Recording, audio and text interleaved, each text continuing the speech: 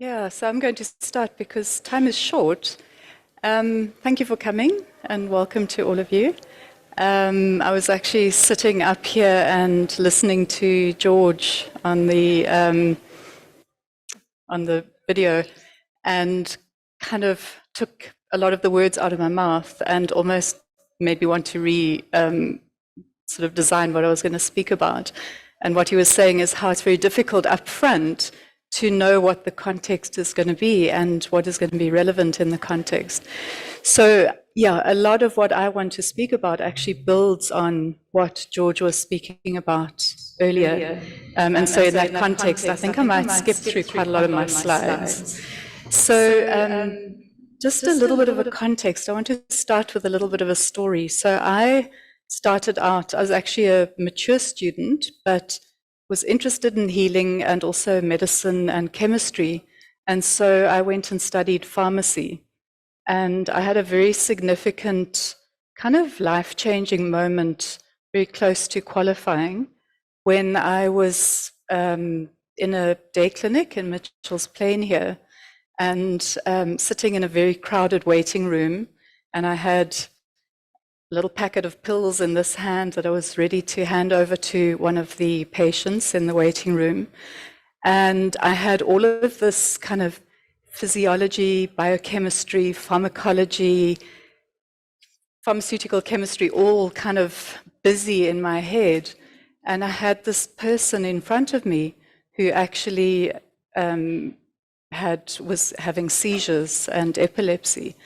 And I realized in that moment that with all of this knowledge, all of this science, all of this kind of chemistry, I was completely flummoxed as to how to address the person in front of me.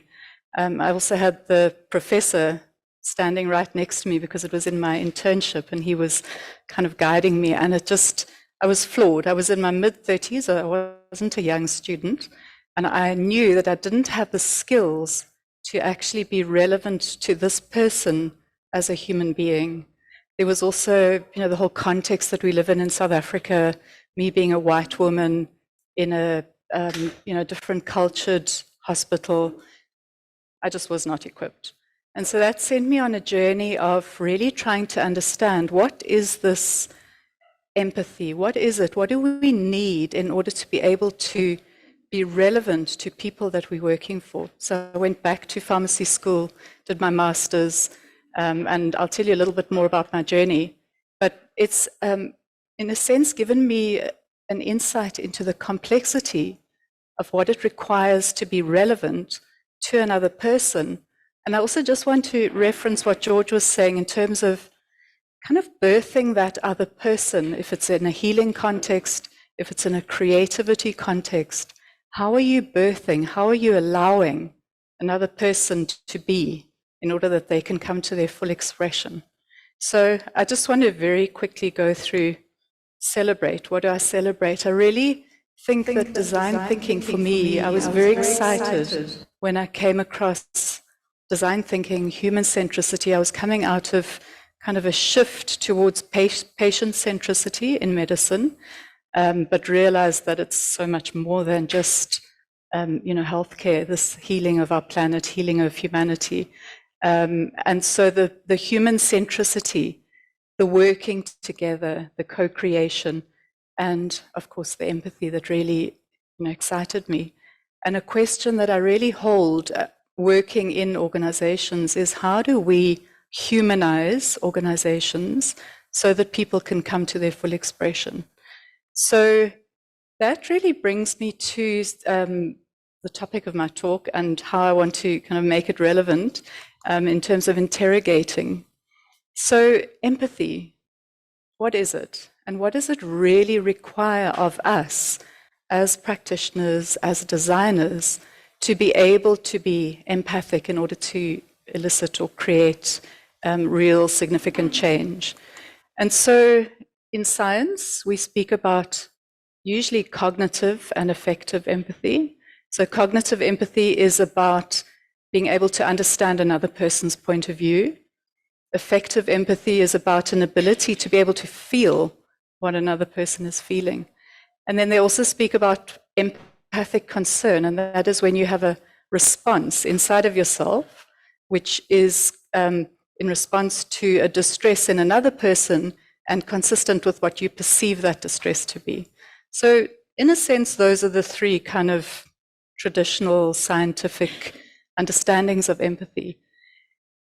And yet, what do we do in a context when we really have like really tricky feelings, really tricky thoughts, really tricky points of view? And so I want to illustrate just some of my ideas, some of the ways that I work with empathy in the context of land use in Cape Town. So it's a very tricky issue in our context for many reasons. We've had forced removals, we've had a lot of segregation. The whole of Cape Town is actually built and designed around a mountain and kind of strata of going from high economic status and down, and very difficult to change because of that. How is this all relevant with empathy? And so I also want to just illustrate it in the context of something which is very emotive for, how many of you live in Cape Town? Has been very emotive and very relevant in the Cape Town context. And I'm using this just really as an illustration, so I don't want to get too much into the details of it, but as an illustration. So Amazon has, over the last number of years, been planning its new local head office in a site in Cape Town. And this whole process has elicited a lot of very significant, emotive, and very important things to emerge. So the one is, for example, in an environmental context, it's a very significant place. It's a floodplain, a convergence of two important rivers. It's also a site which has a significant historical context. So it was a site where the Khoi were first displaced many, many years back when the settlers came to South Africa. So this has emerged many really, really conflicting perspectives.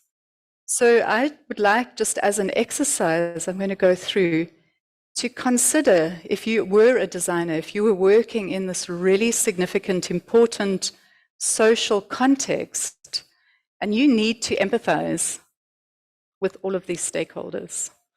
So you've heard quite a lot about how we are, or we consider ourselves, or since some years back, the Rainbow Nation. What that means is some very, very different and significant cultural differences, background histories, and also a lot of generational traumas, difficulties. So how do we empathize in contexts like that? So this brings me to I did my PhD in the UCT Graduate School of Business, and I was looking at how do we empathize when the context of the empathizer, the person who's providing a service, for example, is similar to the context of the person they're empathizing with. What actually happens? And I did some quite deep, what we call phenomenological interviews, where I really got people to look at what is that lived experience of empathizing or attempting to empathize in a context where you perhaps share a difficulty. And it could be that that difficulty is similar, or it could be contradictory. So like, for example, you could have been on the other side. I did some interviews with people who mentored perpetrators of violence. And so very often those people had experienced violence themselves, and they were now mentoring perpetrators of violence. So it could be similar or contradictory. And just in terms of the empathic process, you are noticing the experience of another person, you're feeling with them, and then what is happening is you're either getting potentially an experience of empathic concern, where you're actually resonating with that person in terms of their perceived experience, but very often you're getting personal distress. So the empathy is eliciting a personal distress. And if this distress is not addressed, it's going to lead into burnout, compassion fatigue, vicarious traumatization, all sorts of things, but not empathy. So how do we actually work with ourselves? And here's where I really was kind of so excited to hear what George was speaking about. How do we work with our own selves in order that we can transform that which is in us, that which we bring through our upbringing, also generationally? What have we imbued in our life experience? And what we saw in these interviews is that those people who have gone through a very deep inner experience or inner process of making sense of their own experience are more likely to be able to overcome their own personal distress and hold the space for another person. What happens in that interaction is you get a confusion of self and other. So part of empathy is about being able to know what is me. So I perceive you feeling something, I get a feeling. Is that feeling emotional contagion? Is it a reaction in me? Or is it a kind of centered observation of what's really happening in you? So also just to say that what we find so also very interesting about what I love about design thinking is this embracing the whole human being. So not just, walking heads and just thinking about everything, but actually the feeling, but also the embodiment or the willing. So we are beings of thinking, feeling, and willing. And to empathize requires open head, open hand, and open heart. But the flip side of that, so when we're stressed, when we feel defended, we flip and we kind of fall into, on the thinking side, doubt and judgment, and very often doubt and judgment of self, so self-doubt, self-judgment. On the feeling side, we fall into hatred or even cynicism. So one of the kind of indicators of burnout is cynicism. So people become cynical. They can't anymore hold space for the other person. And then on the willing or the doing side is the fear. So we become paralyzed and crippled. So anticipate. Where does that take us? So in terms of my journey, I did my master's. I then did my PhD, looking at this kind of what is going on in the inner experience of the empathizer. I then was very fortunate to meet up with a colleague who's a Dutch woman living in France, and together we've been working over the last 7 to 8 years on what we call integrative empathy. And basically what it is it's a taking a whole lot of science from neuroscience, social psychology, also philosophy, the arts, so various aspects and understandings of empathy, and then integrating that into a practice. So it's a practice with 5 basic kind of focuses, orientations, but also with skills and almost like a roadmap in a sense. So things to do, because empathy is a thing to do. And we essentially consider empathy in its simplest form as being about being able to hold the space. As Georgia was just saying, your talk kind of led into exactly what I was wanting to talk about. So how do we hold space for another person? And that means holding ourselves, but also being able to create a space for another person. And so it's this kind of dual, way of being. And if we're so full and so noisy inside of ourselves, there's really no space for holding somebody else. And when I started out and I spoke to you about that experience in that hospital, and I had, my physiology and my pharmacology and everything going on in my head, there was really no space for this person that I was trying to interact with. So in a sense, the academic journey, the knowledge that we gain, and the kind of anxiety around knowing it all and holding it all in our head actually inhibits us from being able to hold the space for another person. So what is this integrative empathy? And we really feel that all empathy starts with self. So if we are not in the right space, we're not able to hold space for someone else. So how do we actually kind of draw the light on that inner space, look inside the spaghetti, the messy, noisy inner space, and start to kind of order it and create that calmness inside. So that is what self-empathy is about. It helps you to be able to distinguish between yourself and the other person. It helps you to recognize what are your biases, what are your preconceptions. Some of those biases and preconceptions are so deeply embedded through kind of generations and generations of cultural upbringing that, you know, we don't even realize that they're biases. And for me, one of those is science. Science is a way of looking at the world. We have, in Africa, we have all these amazing spiritual traditions. You know, how do they fit in alongside science? Also in the East, in many places. And yet they're kind of denied alongside this. So, yeah, that's, you know, how do we identify these biases and how do we create a space for our own inner wisdom in order to hold the space for the doula, the birth of the other person. We see empathy as being very intentional. We can use empathy for good. So a lot of people think, empathy, good. Empathy can be used by manipulators, and it is. It's used very effectively by manipulators. So it depends on intention. What is your intention? Kinesthetic empathy is about the non-verbal component of empathy.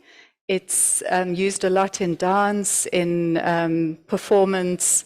So how are we impacting each other through our bodies? And this, it also happens on a sensory motor kind of unconscious bodily way. If my breathing becomes shallow and I'm in interaction with you, it's likely that your breathing will also become shallow. If my heart is beating, so hearts actually resonate with each other, they start to synchronize. If my heart is beating fast, it's likely your heart could start to beat fast. And so then that experience that my, fast beating heart gives me will start to give you that. So if I'm nervous, you may start to feel nervous as well.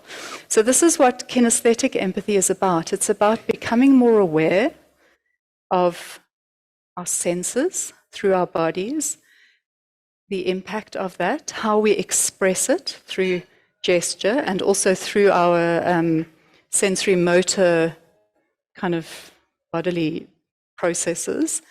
And then how can we use that to create space, to hold space for another person, and also to kind of encourage them.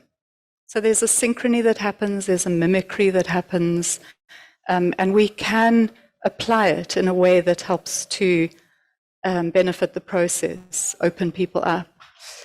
Reflective empathy is about information gathering, but it's information gathering where you're listening in a particular kind of a way so that you ensure mutual understanding. So you listen, you don't ask questions, you don't interrupt, you still what is happening inside of you as you listen. And then you reflect back what you hear and you wait for a confirmation that you have understood correctly. It can be very powerful when you maybe in conflict or don't understand somebody, don't know their culture. If you reflect back your understanding of it, you can kind of get to a point of potential mutual understanding. It takes time, takes process, but it is a way.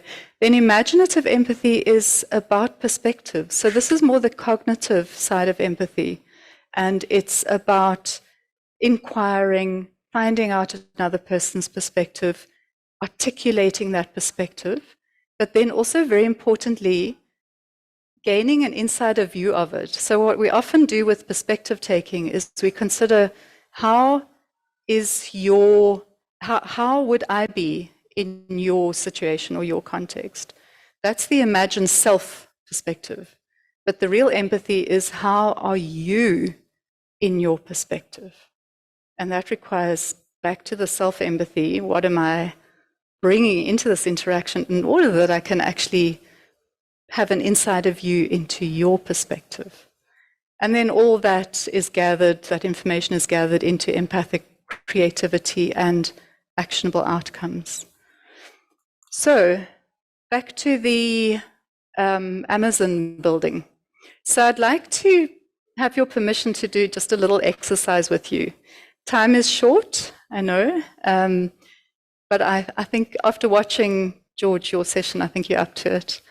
So I'd like you to look at, and just to say this is very, very, very simplified. Okay, I've taken 4 perspectives that I have identified, not through, haven't done work on the Amazon building, but I've read about it, I've observed it.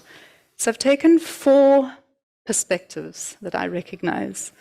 And within each of those, there's a huge story. Some of you will be aware of it because I know some of you have, followed the story. I'd like you to, I'm going to read them through, and I'd like you just to feel how each one of them resonate within you. So I'm a person who values economic growth and productivity. Providing infrastructure and jobs is paramount. We must preserve nature and the environment at all costs. Our planet is burning. We need to really preserve nature and the environment.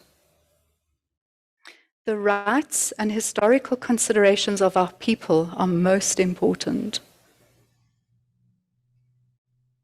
I need to keep my constituents happy. I'm in government, and I want them to continue to vote for me, so I need to keep them happy.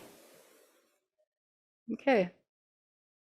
So I'd like for you each just to read through them. One of those is going to resonate with you more than potentially. One of them would maybe resonate more with you. I'd like you to pick that one and just consider yourself in that situation. You all got one? Okay. So we start with self-empathy. So we've taken a perspective. So just in terms of holding that perspective, I invite you, if you would like to just arrive to yourself. Okay, so maybe draw your attention away from me, away from what's going on around you, but arrive to your own inner lived experience in relation to this perspective. It might help to close your eyes, but you don't need to.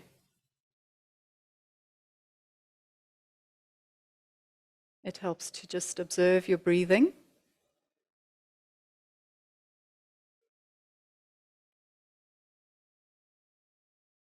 And notice what's going on inside of you, in your body. So sense into your body.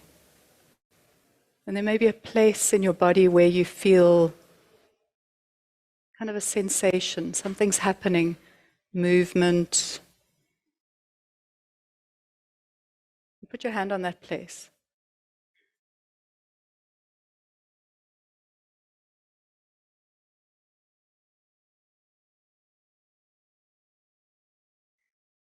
And then just to give it a name. So there's a sensation. It's expressing something in you. Give it a name. Whatever it means to you.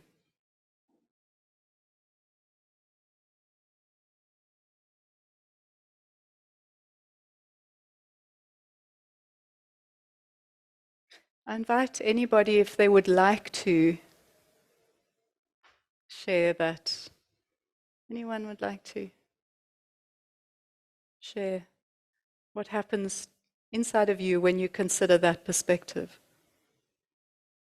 that calls you, that is relevant to you? Yeah? Tension. So it's working, yeah.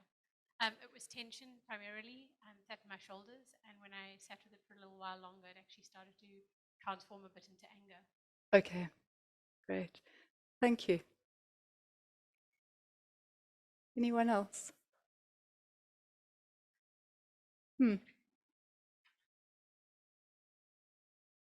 Uncertainty or the feeling of being unsettled, maybe. Unsettled, uncertain. Yeah. Thank you. And then maybe just to add on, just noticing that the dynamic changes once you hold it and you give it a name, like a person's name. Okay. Yeah, make it something. So the dynamic inside of you changes when you give it a name. Yes. Yeah. Great. Thanks. Yeah. I struggled to select one. The fourth one for me didn't count, but the top three. Uh-huh. Okay. The word that just came to me is compromise. Compromise. Yeah. Great. Thank you.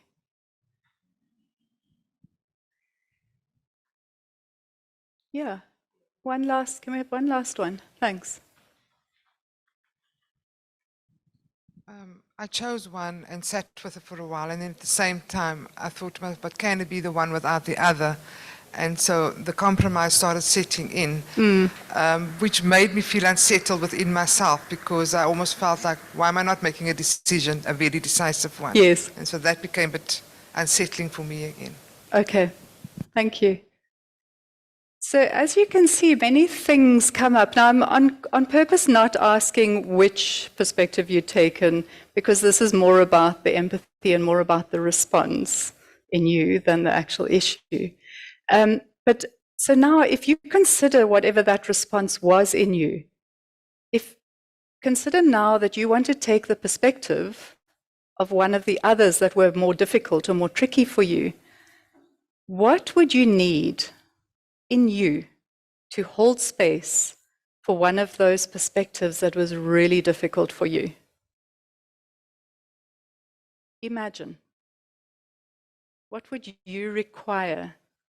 What resource would you require? What way of being would you require to hold space for that other perspective? I see some not easy here. So I'm going to ask you to make an intention. This is a very quick, very brief whistle-stop exercise, which, is something that one probably can work on for the rest of one's life. So it's really just as an illustration.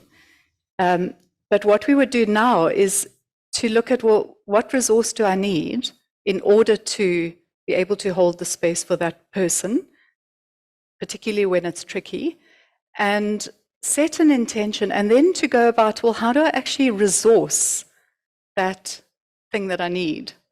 So if I need openness, how do I resource openness? And here we would look at a bodily response. So I want to, just keeping an eye on the time here. What I asked you to do in the first phase was to sense in your body what was going on. And so just very briefly, all of our lived experience has a bodily sensation internally, whether it's, it all has an imprint inside of us. But to the extent that we are at the center of our experience, so we come to meet that sensation or that perception. But if we don't come to meet it, if we're not centered, we become flooded with these experiences. So we're open to millions of sensory experiences all the time, but we only have the capacity to be aware of a few of them. And so Those ones that we come to meet, we are more likely to be able to contain. But those that are coming inside, they're having an impact all over our bodies all the time. So we speak about passive sensing, where we're just becoming flooded with external experiences into us. And then we speak about active sensing, where we bring our consciousness, awareness, being to meet that stimulus.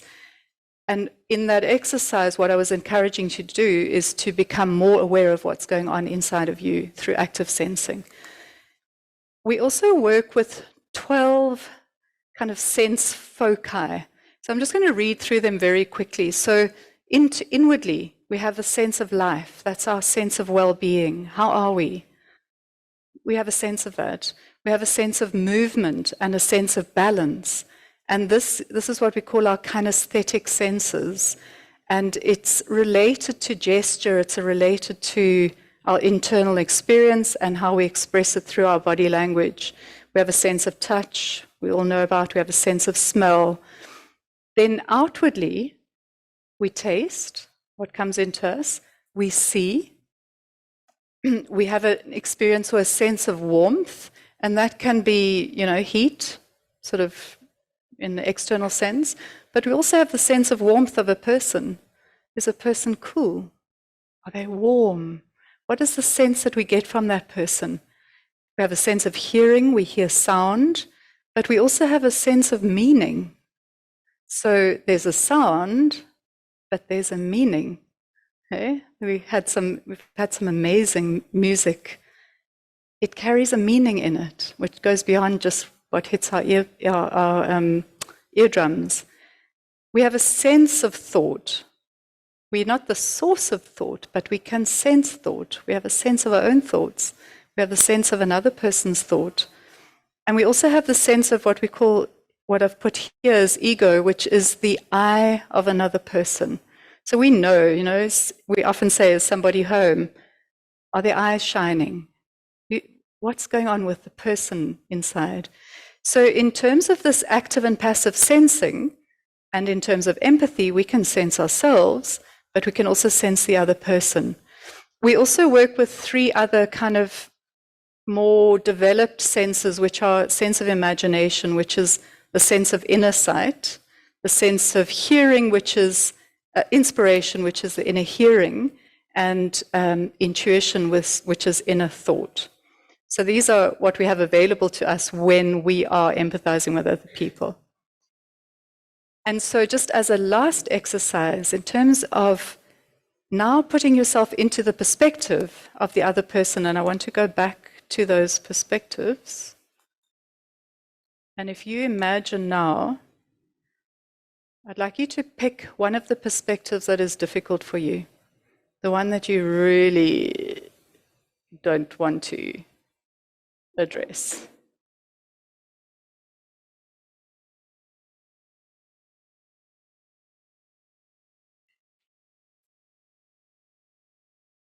Make an imagination of, so when you get to this point in terms of the design process, okay, you probably would have done immersions, you would have done interviews, you would maybe have done a persona, perhaps a journey map. You would have gathered a lot of information about these people. At points in the journey, it's useful to do perspective taking. It's useful to really put yourself into their perspective, because in this way you're going to get added insights into them. But again, just for the exercise. So at this point, you create an imagination of that person, or that group of people, or that, the type, whatever it might be. So I invite you to the one that you've picked. Create an imagination. It can be helpful even to imagine a white canvas and paint them on the canvas. How would they stand? What would their body language be like? What would be their tone of voice? What would their facial expressions be like? A little bit about their context, where they're coming from, where they're going to. And then we talk about as if acting. So now I invite you to actually step into that imagination. So now you've done your self-empathy exercise, you've named your bias, you've identified what it is that's going on in you in relation to this context, and now you want to step into that perspective. You've resourced that which can help you to hold the space for this perspective, and now step into it. And feel it, imagine it, stand like that person stands. Feel it in your facial expressions.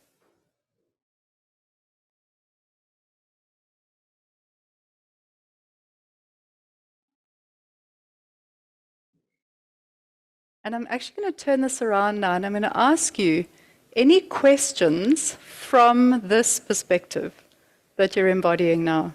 Are there any questions? Whatever, just to stay in that perspective. Are there any questions?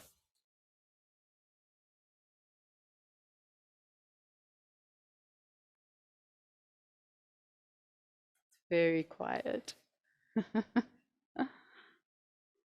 Yes.